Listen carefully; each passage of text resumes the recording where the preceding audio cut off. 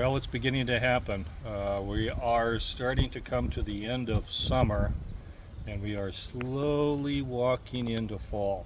Now, temperatures are cooling. Still nice to get outside.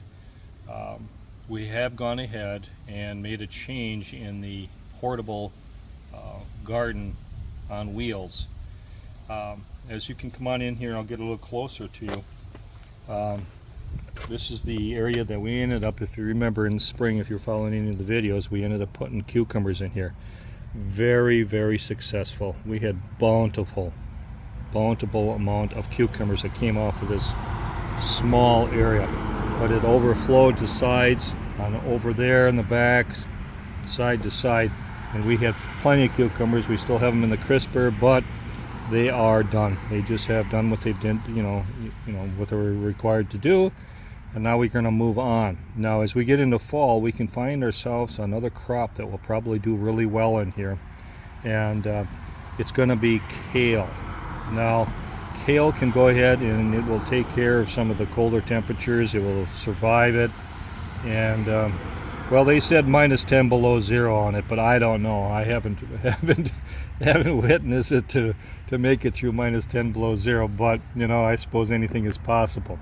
But the variety that we're going to be putting in here is a kale. It's a Russian sage, and Russian sage is also known as a ragged jack, and it's originally from Siberia. It was brought to Canada by the Russian traders around 1885. Now that was a pretty good year because 1885 is when our Victorian home was built. So a lot of good things happened back then.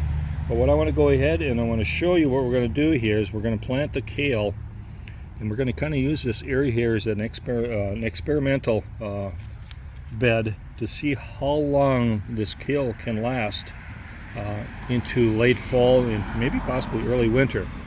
And we're going to just keep picking it and enjoying it. But I'll tell you what, if you love kale, this stuff is just full of vitamins, and it is just absolutely wonderful. But you got to like your lettuces and stuff like that. So what we're going to do here, I went ahead, I soaked the seeds for about 24 hours, and they have done their job, I believe. Being in this time of the year where you're just getting limited on time, I guess, and the sun, because everything is starting to kind of drop into the horizon a little bit faster now, and the days are just starting to shorten up. So I went ahead, I dried them out on a piece of toweling, and now I'm just going to go ahead here and just kind of sprinkle them along in here.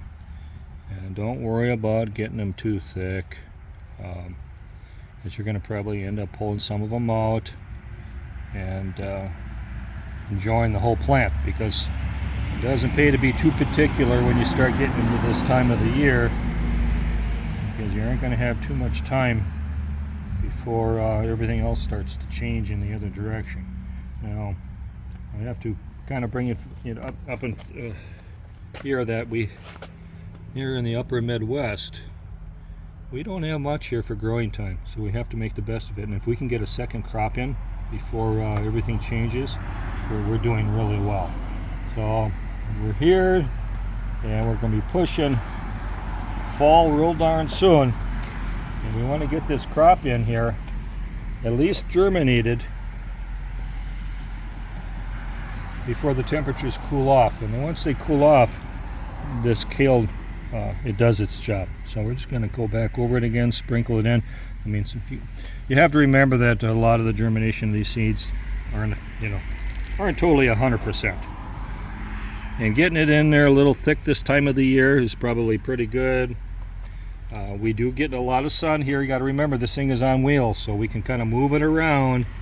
And as the sun starts hiding in behind some of the trees, we can move it out into the sun a little bit more and keep giving it what it needs. Now we got the purple Sylvia in here that we planted in the spring. That's doing absolutely beautiful.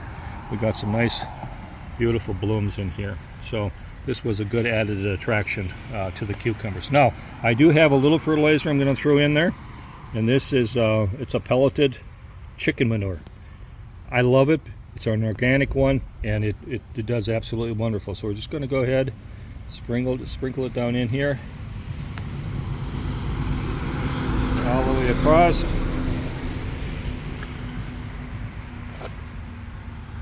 And I think I'll have a little extra, but we will go ahead and we'll throw it around the Sylvia and give them a little extra shot of fertilizer to keep them looking nice.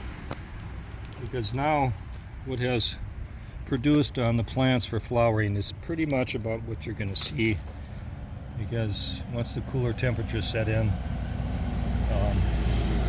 they don't flower too much more. So there we go.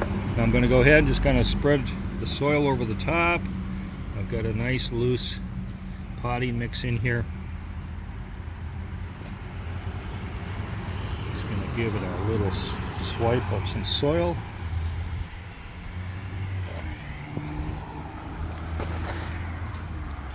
And shazam, it's easy as that. Now, we just wait for it to surface, and we just keep watering it, keep moving it around into the sun, and we'll probably enjoy some couple pickings of this kale. So Jeff from Northeast Iowa, hey, give me a thumbs up. I think this was a pretty good idea by changing this over from cucumbers to the kale, and I haven't done this before, so this is another experiment on my behalf. So thumbs up, subscribe. Happy gardening, Upper Midwest, home of the B&B. See ya.